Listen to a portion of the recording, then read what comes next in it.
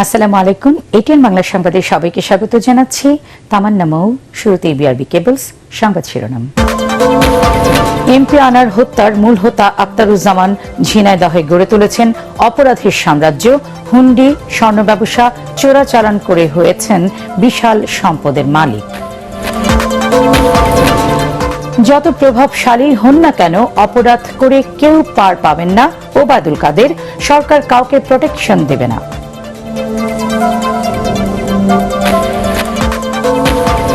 নিত্যপণ্যের বাজারের উত্তাপ কমছে না, ঝাল বেড়েছে কাঁচামরিচের। সপ্তাহের ব্যবধানে দাম বেড়েছে পেঁয়াজ, আদা, রসুন ও চিনির। কমতের দিকে চালের বাজার। দর্শক, বারাসাতের আদালত প্রাঙ্গণ থেকে সবশেষ পরিস্থিতি জানাচ্ছেন আমাদের প্রতিনিধি কিংসুক চক্রবর্তী।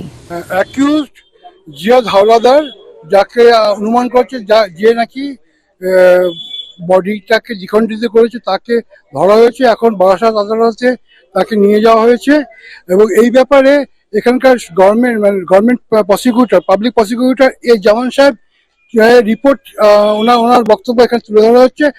স্যার, এবার বলুন কোন পরিস্থিতি রয়েছে, একটু বলুন। একটা জিনিস হচ্ছে, দেখুন, জিয়াদ হাওলাদারকে পুলিশ গতকাল অ্যারেস্ট করে, নিউটাউন থানার পিএস, মানে নিউটাউন থানার পুলিশ, এবং নিউটাউন থানার পিএস কেস নম্বর 135/24 এবং ডেটেড হচ্ছে 22/5/2024।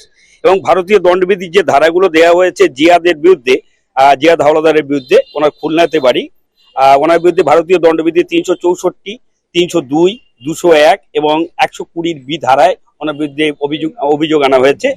এবং একটা জিনিস হচ্ছে, 364 ধারায় পরিষ্কার বলা আছে যে যদি কাউকে অপহরণ করে মৃত্যুর উদ্দেশ্যে অর্থাৎ অপহরণ করা হয় তাহলে 364 আসে।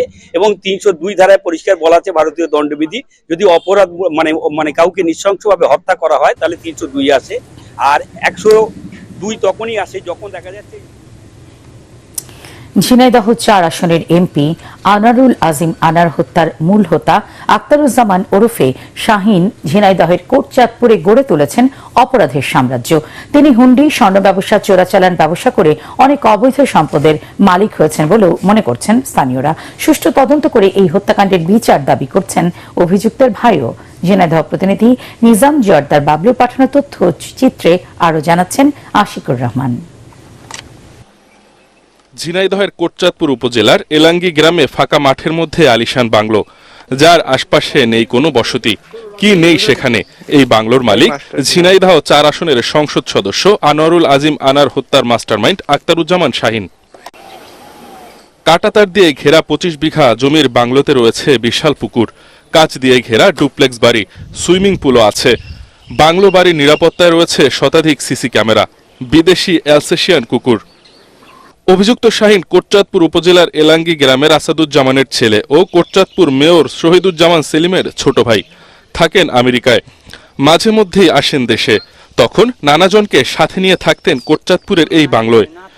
এমপি আনারুল আজিম আনারের ছোটবেলার বন্ধু শাহিন ব্যবসায়িক পার্টনারও ছিলেন।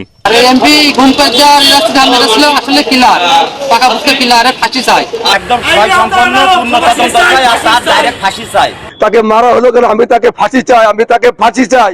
এদিকে কোটচাঁদপুর মেয়র শহীদুজ্জামান সেলিম জানালেন, তদন্তে তার ভাইয়ের নাম আসলে দেশের প্রচলিত আইনে এর বিচার হবে। এখন ঘটনার পূর্ণ তদন্ত হোক, তদন্ত হয়ে যদি আমার ভাই দোষী হয় তাহলে তার শাস্তি হবে। এলাকাবাসী শাহিনকে দেশে ফিরিয়ে এনে আইনের আওতায় আনার দাবি জানিয়েছেন। Bureau report, ATN Bangla. যত প্রভাবশালী হোক না কেন, অপরাধ করে কেউ পার পাবেন না। সরকার কাউকে প্রোটেকশন দেবে না বলে মন্তব্য করেছেন আওয়ামী লীগ সাধারণ সম্পাদক ওবায়দুল কাদের। বঙ্গবন্ধু অ্যাভিনিউতে দলের কেন্দ্রীয় কার্যালয়ের সংবাদ সম্মেলনে তিনি বলেন, বিদেশিদের উপর ভর করে ক্ষমতায় যাওয়ার স্বপ্ন ভঙ্গ হওয়ার পর বিএনপি অপপ্রচারের পথ বেছে নিয়েছে। মিজান শাহজাহানের রিপোর্ট। সমসাময়িক পরিস্থিতি নিয়ে কথা বলতে এই সংবাদ সম্মেলন আয়োজন করে আওয়ামী লীগ। এ সময় দলের সাধারণ সম্পাদক ওবায়দুল কাদের বলেন, হেরে যাওয়ার আশঙ্কায় উপজেলা নির্বাচন বর্জন করছে বিএনপি। বিদেশি শক্তি নয়, জনগণের ভোটে ক্ষমতায় যাওয়ার জন্য বিএনপিকে রাজনীতি করার আহ্বান জানান তিনি। মির্জা ফখরুল তো প্রতিদিনই অনেক কথা বলেন, তার মানসিক ট্রমা মনে হয় ভয়ঙ্কর পর্যায়ে। বিএনপি ক্ষমতা না পেয়ে পথ হারিয়ে দিশেহারা পথিকের মতো তারা আজকে বেসামাল বক্তব্য দিচ্ছে। শরৎচন্দ্রের ভাষায় মানুষের শক্তি যখন কমে আসে তখন তার মুখের বিষ উগ্র হয়ে ওঠে। বিএনপি শাসনামলের নৃশংসতার খণ্ডচিত্র তুলে ধরে ওবায়দুল কাদের বলেন, গণতান্ত্রিক প্রক্রিয়ায় আন্দোলনে ব্যর্থ হয়ে ষড়যন্ত্রের পথ বেছে নিয়েছে বিএনপি। বন্দুকের নল উচিত তাদের নেতা যেভাবে ক্ষমতা দখল করেছে, মনে হয় যেন নির্বাচন করে আমরা সেভাবেই ক্ষমতা আছে। বাইডেনের চিঠিটা তাদের আমরা পড়তে, ইনিও একসঙ্গে কাজ করার অঙ্গীকার ব্যক্ত করেছে। ওবায়দুল কাদের আরো বলেন, যত প্রভাবশালী হোক অপরাধ করে কেউ পার পাবে না। বিচার বিভাগ স্বাধীন, দেশের প্রচলিত আইনে অপরাধ প্রমাণিত হলে সাজা হবেই। সরকার কাউকে প্রোটেকশন দেবে না। বেনজির আহমেদের সম্পত্তি বাজেয়াপ্তের নির্দেশ দিয়েছেন হাইকোর্ট। শেখ হাসিনা সরকারের সেই সৎসাহস আছে, অপরাধ করে কেউ পার পাবে না। Mizan Shahjahan, ATN Bangla, Dhaka.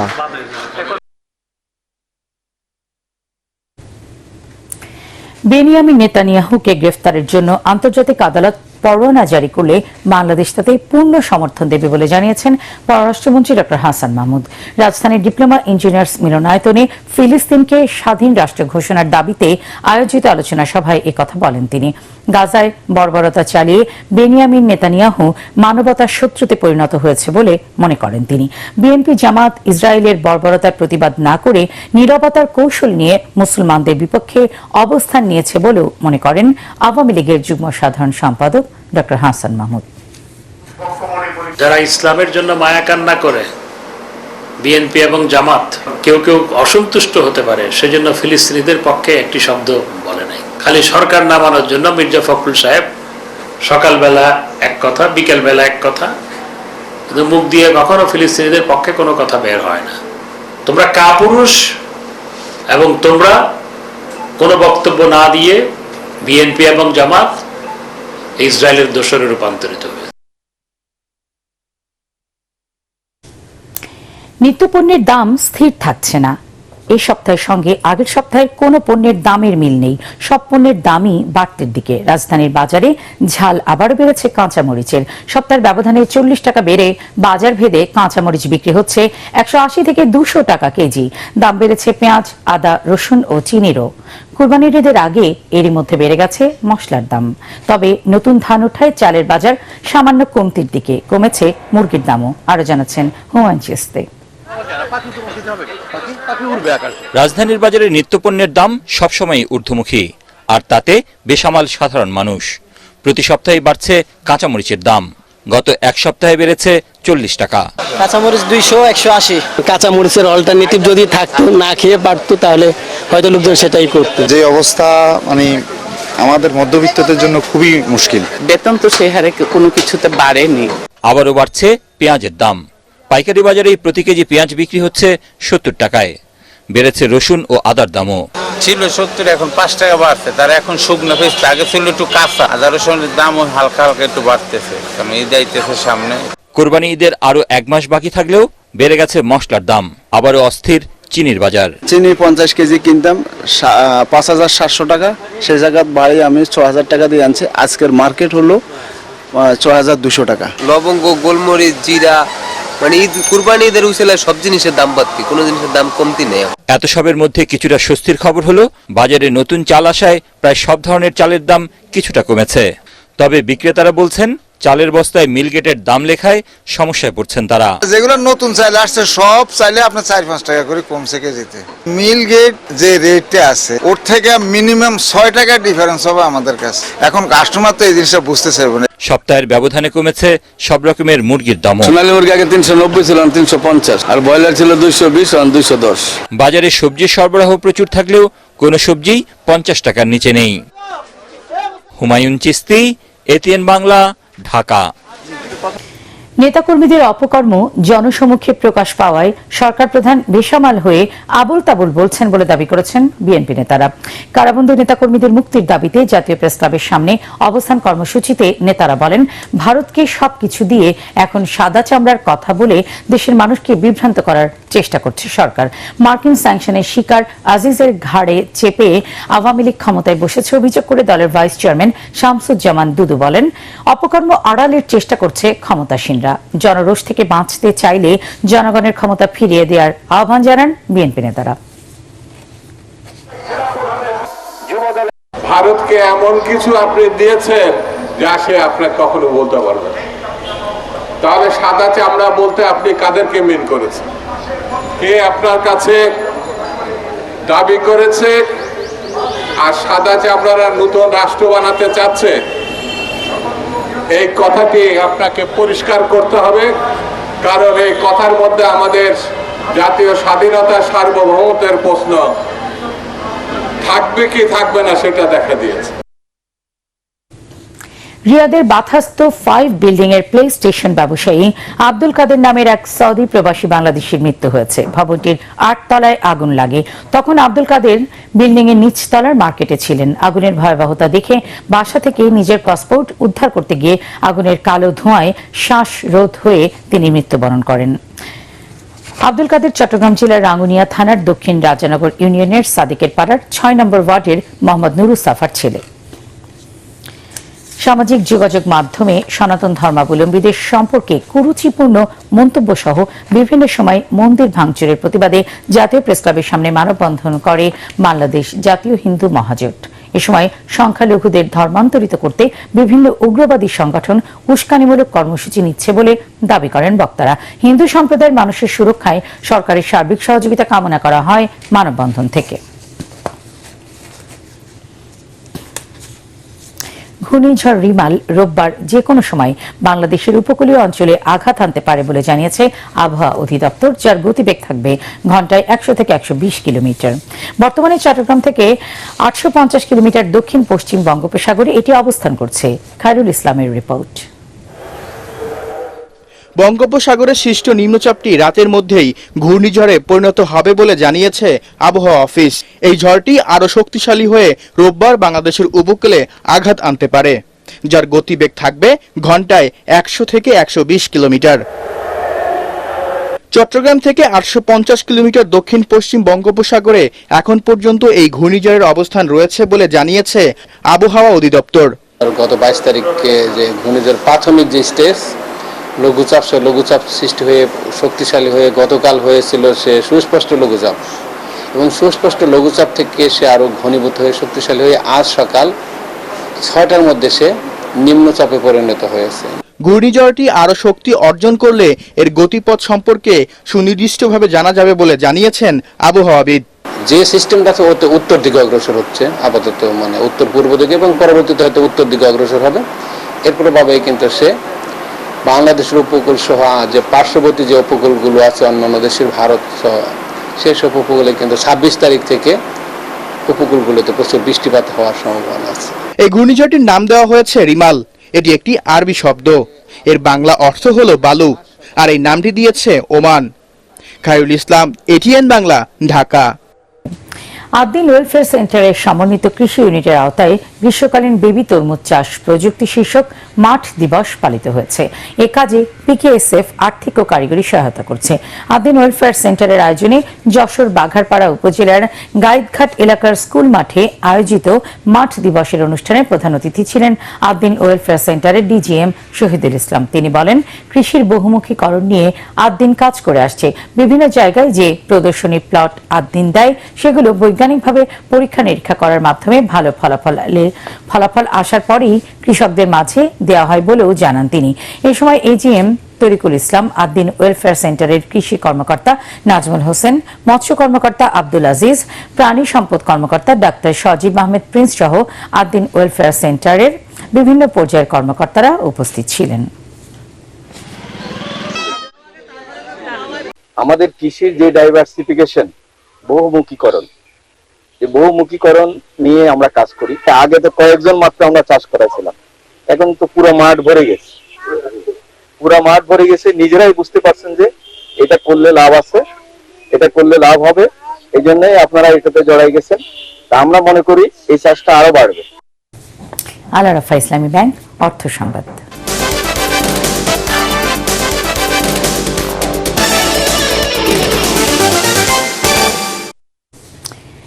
নারীভিত্তিক community pop up colour লিমিটেডের উদ্যোগে অনুষ্ঠিত হচ্ছে ফার্ম ফ্রেশ নিবেদিত shapes around home season for 2024। Pop of colour আয়োজিত শেপস রিয়াউন্ড হোম সিজন 4 এর মূল বিষয়বস্তু বাংলাদেশের বিভিন্ন অঞ্চলের ঐতিহ্যবাহী সব খাবারগুলো তুলে ধরা। ধানমন্ডির মাইডাস সেন্টারে সকাল 10টায় শুরু হওয়া এই অনুষ্ঠান চলবে আগামীকাল রাত 9টা পর্যন্ত।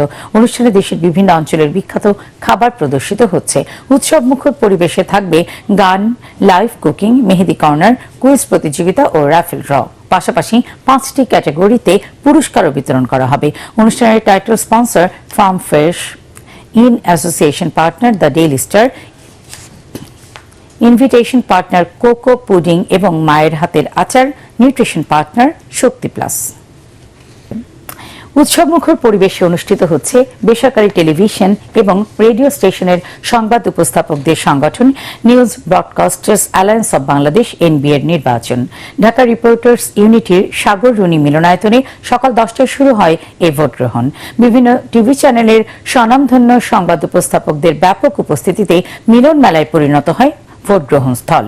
19টি পদে 2024-26 মেয়াদে সংগঠনটির সভাপতি, সহসভাপতি ও কার্যনির্বাহী সদস্য পদে ভোট হয়। কোনো প্রতিদ্বন্দ্বিতা না থাকায় ভোট নেওয়া হয়নি সাধারণ সম্পাদক সহ 12টি পদে।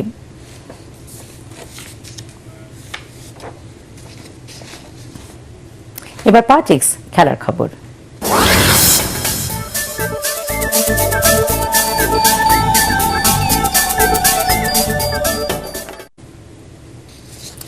যুক্তরাষ্ট্রের কাছে সিরিজ হারের প্রভাব মূল টুর্নামেন্টেও পড়তে পারে বলে মনে করেন সাকিব আল হাসান। হিউস্টনের স্বাগতিকদের কাছে লজ্জাজনকভাবে দ্বিতীয় টি-20তেও পরাজয়ের পর দেশসেরা অলরাউন্ডার বলেন, কেন তারা এভাবে হারছেন তার উত্তর জানা নেই। রিপোর্ট করছেন এস এম আশরাফ। বিশ্ব ক্রিকেটে প্রথম দল হিসেবে টি-20তে 100তম ম্যাচ হারল বাংলাদেশ। পরিসংখ্যান জানান দিচ্ছে এই ফরম্যাটে দলটির সক্ষমতা। তাই বলে আইসিসির সহযোগী দেশের কাছে টানা 2 ম্যাচ পরাজয় যেন কল্পনাকেও হার মানিয়েছে। বিধ্বস্ত বিমর্ষ সাকিব বললেন, তিনিও জানেন না কেন এমন হচ্ছে। এটা তো আমি জানি না, আমি জানলে তো টিমকে বলতাম, টিম রেজাল্ট অন্যরকম করতো। হারাটা আমাদের জন্য অবশ্যই ডিসঅ্যাপয়েন্টিং, যে কোনো ম্যাচ হারাটাই ডিসঅ্যাপয়েন্টিং। যেটা বললাম যে এক্সপেক্ট করি নাই আমরা, যে আমার ধারণা কেউই এক্সপেক্ট করে নাই যে আমরা 2টা ম্যাচ হেরে যাব। আন্তর্জাতিক টি-20তে কমপক্ষে 3 ম্যাচের সিরিজ এর আগে 9 বার হেরেছে বাংলাদেশ, কিন্তু ওয়ানডে স্ট্যাটাস না পাওয়া কোনো দলের বিপক্ষে এমন লজ্জার অভিজ্ঞতা এবারই প্রথম। এর দায় কিছুটা টিম ম্যানেজমেন্টকেও দিলেন তিনি। ফ্যাসিলিটিস অনেক বেশি আমাদের থাকা দরকার ছিল, যেগুলোর কিছুই আমরা পাইনি। আমার ধারণা আমরা একদিন আমাদের প্রপার নেট সেশন হয়েছে, তাও হয়তো ব্যাটসম্যানরা মানে পুরোপুরি যতটুকু ব্যাটিং করা দরকার ছিল সেটা করতে পারেনি। একদিন ছিল অপশনাল, সেখানে ব্যাটসম্যানরা সুযোগ নেয়নি। আপনি 2 দিকেই ফল্ট দিতে পারেন, যে যেদিন সুযোগ ছিল সেদিন কেন ব্যাটসম্যানরা এসে ব্যাটিং করলো না। আবার এটাও বলতে পারেন যে যেহেতু আমরা এটা প্রিপারেশন সিরিজ হিসাবে নিয়েছিলাম, কেন আমরা এই ফ্যাসিলিটিসগুলো নিতে পারলাম না। সো 2 দিকেরই ব্যর্থতা আছে। এর আগে আয়ারল্যান্ড, স্কটল্যান্ড, হংকং আর নেদারল্যান্ডসও জিতেছে সাকিবদের বিপক্ষে। সহযোগী দেশগুলোর মধ্যে যুক্তরাষ্ট্র তালিকায় 5ম। এবার বিশ্বকাপ গ্রুপে নেপালও আছে, বাংলাদেশ তাই সতর্ক। All the matches especially in T20 World Cup, we saw it in last 2-3 World Cup that every game is very important and no one can team any team lightly. Whitewash এড়ানোর লক্ষ্যে শনিবার তৃতীয় টি-20তে একই ভিড়িতে মাঠে নামবে Bangladesh. S M Ashraf, ATN Bangla. শেষ করার আগে বিআরবি কেবল সংবাদ শিরোনাম জানিয়ে দিচ্ছি আরো একবার। এমপি আনার হত্যার মূল হোতা আক্তারুজ্জামান ঝিনাইদহে গড়ে তুলেছেন অপরাধের সাম্রাজ্য। হুন্ডি, স্বর্ণ ব্যবসা চোরাচালান করে হয়েছেন বিশাল সম্পদের মালিক। যত প্রভাবশালী হন না কেন, অপরাধ করে কেউ পার পাবে না ওবায়দুল কাদের। সরকার কাউকে প্রোটেকশন দেবে না।